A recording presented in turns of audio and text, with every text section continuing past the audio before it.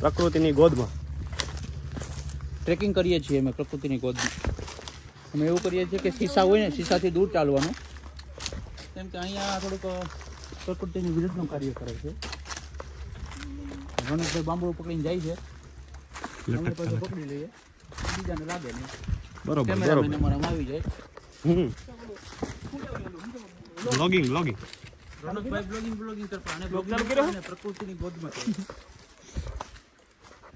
પ્રકૃતિની મોજમાં પ્રાણીઓને પાણી પીવા માટેનો અવેડો ખાલી છે, કેમ કે બાજુમાં નદી ભરી છે. इसको बोलते कुआ, पानी ज्यादा पानी, આખો કૂવો ભર્યો. ફૂલ ભર્યો ફૂલ. અહીંયા બેઠા છે અમારા રાધેભાઈ. અહીંથી ટપીને જાવું જો. ટપીને તો બહુ જોવાય એવું નથી.